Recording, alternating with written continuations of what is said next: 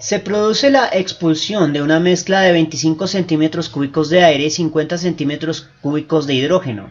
El residuo gaseoso que no reaccionó mide 60.3 centímetros cúbicos.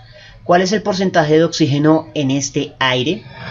Entonces nos encontramos al que sencillamente es el ejercicio de gases más difícil del Matamala y González. Y es el más difícil porque omiten un detalle clave, importantísimo, en el cual no podremos llegar a la demostración del resultado que este libro de texto nos da. Y es que debemos asumir que el agua producida se vuelve líquida y por lo tanto la mezcla final de gases no contiene agua. Sin ese presupuesto, nunca obtendremos la respuesta correcta que da el solucionario de este libro de texto. Entonces, comenzamos modelando la ecuación química. La ecuación química, en este caso, es la síntesis de agua, pues tenemos que hay oxígeno en el aire, O2, que reacciona con el hidrógeno, que si está puro, H2, para producir agua, H2. Hay que balancear, si no, no vamos a tener resultados correctos. Entonces, se producen dos aguas para que entren dos hidrógenos y un solo oxígeno.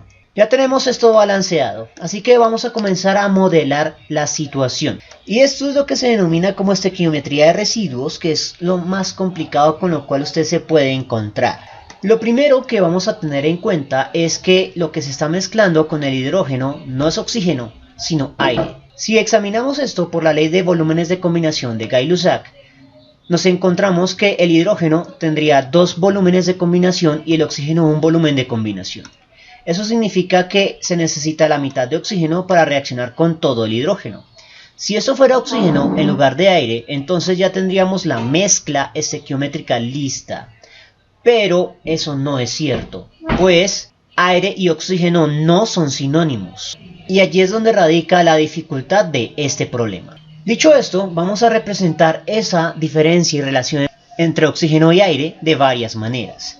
La primera es con el porcentaje en fracción de volumen. El porcentaje en fracción de volumen, en este caso del oxígeno, será igual a el cociente que ocurre entre el volumen de la sustancia, en este caso oxígeno, sobre el volumen de la mezcla, en este caso aire, multiplicado por 100%. También vamos a necesitar tener en cuenta que el volumen de aire va a ser igual al volumen del oxígeno más el volumen de contaminantes, que vamos a denominar impurezas, al principio de la reacción. Sin embargo, cuando se da la reacción, como hay mucho más hidrógeno que oxígeno, todo el oxígeno se va a consumir.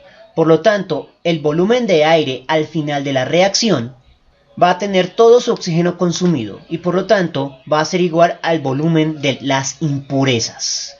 También voy a indicar que el volumen total de la mezcla de reacción al principio va a ser igual al volumen de aire inicial más el volumen de hidrógeno inicial total.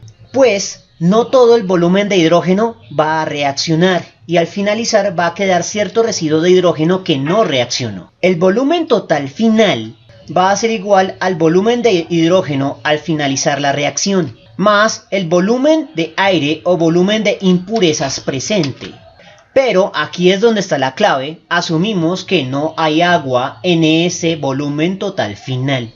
De lo contrario, este ejercicio nunca nos va a salir correctamente, según el resultado que aparece en el solucionario de este libro de texto. Bueno, todavía nos faltan ecuaciones para plantear previo al análisis.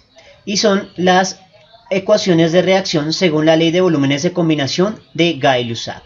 En este caso, el volumen de hidrógeno que realmente reacciona será igual a su número estequiométrico, que es un 2, dividido el número estequiométrico de el oxígeno, que es un 1, multiplicado por el volumen de oxígeno que realmente reaccionó. De hecho, a tener en cuenta, el volumen de oxígeno que estamos buscando es el volumen inicial, porque al finalizar no hay oxígeno. Así que marcamos esto como volumen inicial de oxígeno en el porcentaje en volumen. Con lo cual tenemos todas las ecuaciones necesarias para este análisis.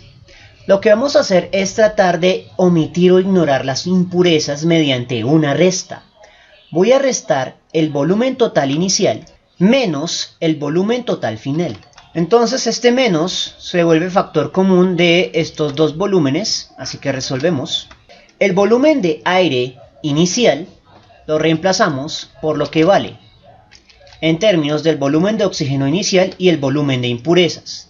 Ahora tengo volumen de impurezas positivo y volumen de impurezas negativo, lo cual me permite cancelarlas y por lo tanto ya puedo hacer esto ignorando las impurezas que no reaccionan.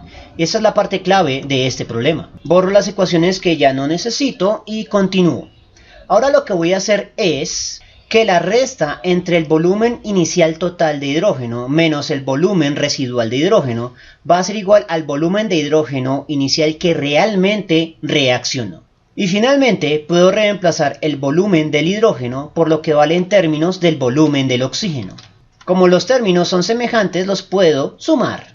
Despejo el volumen inicial del oxígeno pasando el 3 a dividir. Y el volumen inicial de oxígeno lo puedo reemplazar en la ecuación de porcentaje en fracción de volumen, lo cual me ha permitido llegar a la respuesta analítica. Ahora sí puedo calcular el porcentaje en fracción de volumen del oxígeno, que es lo que me piden, con el volumen total inicial, que será 25 más 50, menos el volumen total final, que son los 60.3, dividido entre 3 multiplicado por el volumen de aire, que son los 25. O sea, tengo todos los términos ya. Lo único que resta es operar. Entonces el volumen total inicial habíamos dicho que es 25 más 50, o sea 75 centímetros cúbicos. Menos el volumen total final, 60.3 centímetros cúbicos. Sobre el volumen de aire, 25 centímetros cúbicos. En el análisis dimensional, centímetro cúbico que multiplica sale como factor común que se cancela con el centímetro cúbico que divide. La única pseudounidad que queda es porcentual, unidad de un porcentaje. Y lo único que queda es operar la aritmética. 75 menos 60.3 y el resultado de eso dividido entre 3 por 25. Y ese resultado multiplicado por 100. O sea, 19.6%. Justo el resultado que aparece en el solucionario del libro de texto. He de admitir que ya realicé este ejercicio una vez anteriormente, pero hice trampa, porque no realicé la demostración completa de por qué se llegaba a este resultado. Y esa es la idea de este tipo de videos. Y por eso lo hice nuevamente, porque en esta ocasión sí realicé la demostración total de por qué se llega a esta operación. Si les gustó el video, en la descripción encontrará enlaces a más ejercicios de química general, así como enlaces a los aspectos teóricos de estos conceptos. No olviden suscribirse, darle like y especialmente compartirlo. Eso mantiene vivo a este canal y nos vemos en una próxima oportunidad.